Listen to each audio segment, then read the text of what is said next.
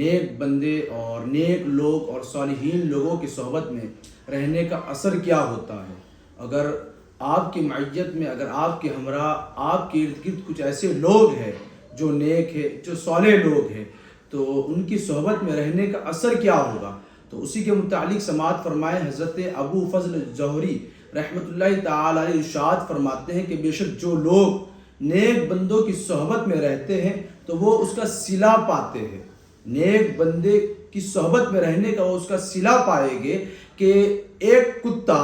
وہ نیک لوگوں کی صحبت میں رہا اور ان سے اس نے محبت کی تو اللہ تعالیٰ نے اس کا ذکر سورہ کہف میں فرمایا۔ وہ کتا ایک کتا تھا محض، لیکن اللہ تعالیٰ نے اس کا ذکر قرآن مجید فرقان حمید میں کیا ہے۔ وجہ کیا ہے کہ وہ نیک لوگوں سے محبت کرتا تھا، نیک لوگوں کی صحبت میں اختیار کرتا تھا، تو اللہ تعالیٰ نے اس کا مقام اور اس کا مرتبہ اتنا بڑھا دیا کہ کسی بھی کتے کا ذکر قرآن مجید میں نہ آیا، بلکہ اللہ تعالیٰ نے اس کا ذکر قرآن مجید میں فرمایا، اور وہ بھی ساتھ ہی ساتھ اصحاب کہف کے ساتھ جنت میں جائے گا۔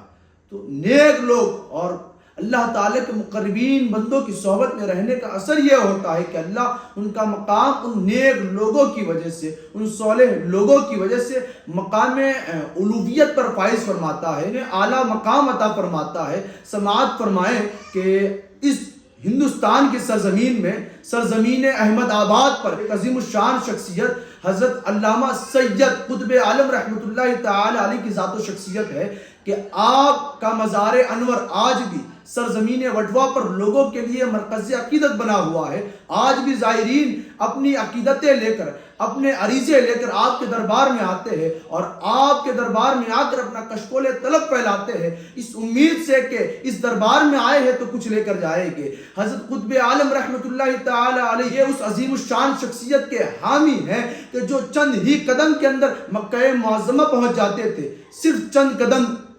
چند قدم میں آپ مکہ معظمہ،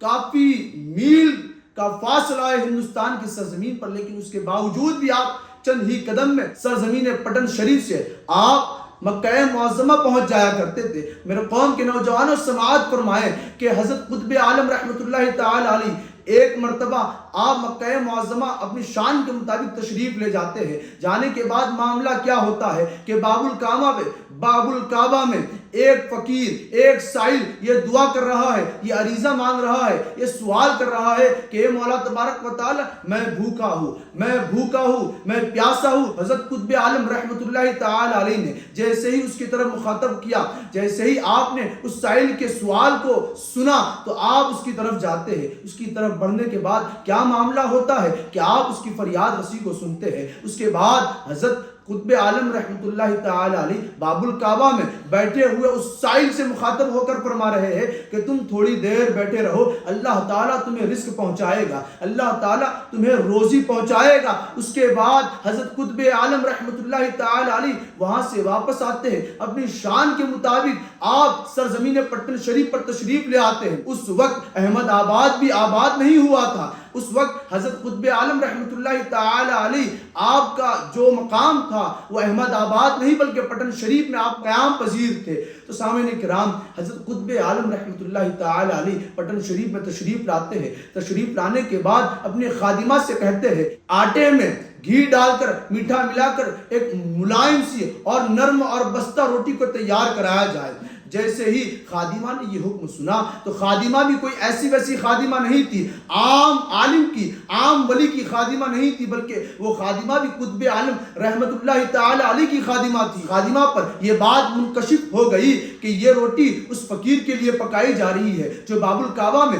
سوال کر رہا ہے، یہ روٹی اس فقیر کے لیے پکائی جا رہی ہے۔ وہ دست بستہ عرض کرتی ہے کہ حضور یہ روٹی اسی فقیر کے لیے پکائی جا رہی ہے جو باب الکعبہ میں سوال کر رہا ہے۔ سامعین کرام، حضور قطب عالم رحمت اللہ تعالی علیہ فرماتے ہیں جی ہاں۔ حضور قطب عالم نے حیرت کی نگاہوں سے اس خادمہ کی طرف دیکھا، آخر بغیر بتائے، آخر بغیر اسے کہے اسے کیسے معلوم چل گیا، اسے کیسے پتہ چل گیا، لیکن اس کے باوجود بھی وہ خادمہ دستہ بستہ عرض کرتی ہے کہ حضور اگر آپ مجھے اجازت دے تو میں اس روٹی کو پکا کر اس سائل کو پہنچا دوں اور وہ سائل اس روٹی کو کھا کر شکم سیر ہو جائے گا۔ حضور قطب عالم رحمۃ اللہ تعالی علیہ نے جیسے ہی سنا آپ نے اجازت دے دی۔ اجازت دینے کے بعد اس خادمہ کو اجازت ملنے کے بعد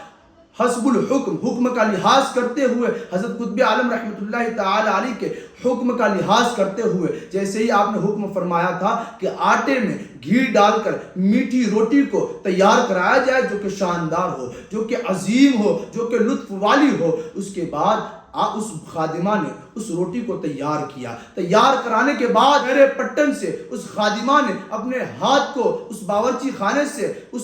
خادمہ نے اپنے ہاتھ کو لمبا کیا، دراز کیا، یہاں تک کہ اس کا ہاتھ مکہ معظمہ کے باب الکعبہ پر بیٹھے ہوئے اس سائل تک پہنچا اور اس خادمہ نے اس روٹی کو اسے دے دیا اور وہ سائل، وہ فقیر اس روٹی کو کھا رہا ہے۔ ابھی ایک روٹی مکمل نہیں ہوئی لیکن اس کے باوجود بھی اس خادمہ نے دوسری روٹی شہر پٹن سے اپنا ہاتھ دراز کر کے اس فقیر کو دے دیا۔ اب وہ یکے بعد دیگرے روٹیوں کو کھاتا گیا، یہاں تک کہ اس خادم نے 5 روٹیوں کو کھا لیا۔ اب وہ شکم سیر ہو گیا، اب وہ شکم سیر ہو گیا، اس کا پیٹ بھر گیا۔ اس کے بعد اس نے کافی دعائیں دی۔ جیسے ہی اس نے دعائیں دی، حضرت قطب عالم رحمۃ اللہ تعالی علیہ کے خادمہ نے ان روٹیوں کو کھلانے کے بعد حضرت قطب عالم کے بارگاہ میں حاضر ہوتی ہے۔ حاضر ہونے کے بعد آپ نے سارا واقعہ، سارا پس منظر انہیں سنا دیا اور انہیں کہہ سنایا کہ روٹیاں پہنچ گئی ہے، اس فقیر نے کھا لیا ہے، وہ فقیر شکم سیر ہو گیا ہے۔ جیسے ہی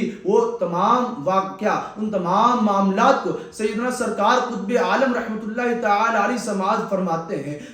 فرماتے ہیں تو آپ بڑی حیرت کی نگاہوں سے، بڑی حیرت کی نظر سے آپ اس خادمہ پر نظر کرتے ہیں۔ نظر کرنے کے بعد اس خادمہ سے کہتے ہیں کہ اے خادمہ تو یہ بتا کہ تجھے یہ مقام، تجھے یہ اعلیٰ عہدہ کہاں سے حاصل ہوا؟ تو وہ خادمہ عرض گزار ہوتی ہے کہ یہ سرکار قطب عالم رحمۃ اللہ تعالی علیہ، میرے والدین آپ پر قربان، سماعت فرمائے معاملہ کچھ اس طریقے سے ہے کہ ایک مرتبہ آپ کے منجلے فرزند حضرت سیدنا سرکار شاہ عالم رحمۃ اللہ تعالی علیہ اپنے ساتھیوں کے ساتھ کھیل رہے تھے، اپنے ہم عمر ساتھیوں کے ساتھ آپ کھیل میں مشغول تھے۔ تو کیا معاملہ تھا کہ آپ کے زبان مبارک سے راڑ ٹپک رہی تھی اور وہ راڑ ٹپک کر کپڑوں پر نشان بن چکے تھے اس راڑ کے، اور آپ کے کپڑے گرد آلود ہو چکے تھے۔ سامعین کرام، سرکار شاہ عالم نے اس خادمہ کو بلایا۔ خادمہ کو بلانے کے بعد کیا معاملہ ہوتا ہے؟ حضرت سرکار شاہ عالم نے فرمایا کہ اس کپڑے کو دھو دو، اس کپڑے کو جو میں نے پہنے ہیں، جو گندے ہوئے ہیں اور جو گرد آلود ہے اسے دھو دو۔ اس کے بعد سیدنا سرکار شاہ عالم کے حکم کے مطابق وہ خادمہ اس کپڑے کو لے جاتی ہے اور ایک تشت میں رکھتی ہے اور ایک تشت میں اس کپڑوں کو دھوتی ہے۔ اس کے بعد اس کے دل میں یہ خیال آتا ہے کہ یہ کپڑا جو لعاب دہن سے ملوث ہے، جو اس میں گرد و آلود ہے، اور یہ کپڑا کسی ایرے غیرے کا نہیں بلکہ سید سرکار شاہ عالم رحمت اللہ تعالی علیہ کا ہے، تو اس کا دھون، سیدنا سرکار شاہ عالم کے کرتے کے دھون کو آپ نے یہ سمجھا کہ یہ ایک سید زادے کا دھون ہے، یہ ایک قطب عالم کے بیٹے شاہ عالم کے کرتے کا دھون ہے، اور اسے کہیں اور پھینکنا بے ادبی ہوگا۔ لہٰذا اس خادمہ نے اس سارے پانی کو اٹھایا، اس تشت کو اٹھا کر پورا کے پورا پانی وہ خادمہ پی گئی۔ تب سے لے کر اب تک اس کے اوپر تمام اسرار منکشف ہو گئے، اللہ تعالیٰ نے اس پر غیب کے اسرار منکشف کر دیے۔ جیسے ہی یہ سننا تھا، سیدنا سرکار قطب عالم رحمت اللہ تعالی علیہ کی نظر رحمت دوبارہ پڑتی ہے، اور اس پر وہ نظر اسرار اور اس پر وہ غیب کے وہ آثار دو گنا پر اثر ہوتے ہیں، اور وہ پہلے سے زیادہ دو گنا وہ اسرار کے اندر ماہر ہو جاتی ہے۔ تو سامعین کرام، یہ جو معاملہ ہے، اللہ کے ولیوں کی صحبت میں رہ کر کیا نہیں ملتا ہے۔ وہ خادمہ ایک خادمہ تھی صرف، جو کام کرنے کا معمول تھا اس کا، لیکن اللہ تعالیٰ نے اسے وہ علم عطا کیا اور اس فن میں اسے مہارت حاصل کی کہ آج کے دور میں عالم بھی اس مہارت کو نہیں حاصل کر سکتا۔ یہ صرف صحبت کا اثر ہے کہ اولیاء کرام کی صحبت میں رہو گے تو اللہ تعالیٰ تم پر جو غیب چھپا ہوا ہے وہ بھی ظاہر فرما دے گا، اس کا بھی انکشاف کر دے گا۔ شرط یہ ہے کہ اللہ کے ولیوں سے قریب ہو جاؤ، اللہ کے ولیوں کے دربار میں جاؤ، اللہ کے ولیوں کے دربار میں جانے کے بعد ان سے فیوز و برکات حاصل کرو، نہ کہ بے حیائی کرو۔ تو سامعین کرام، امید ہے کہ رب تعالیٰ کے دربار میں رب تعالیٰ اپنے پیارے محبوب صلی اللہ تعالیٰ علیہ وسلم کے وسیلے سے ہمیں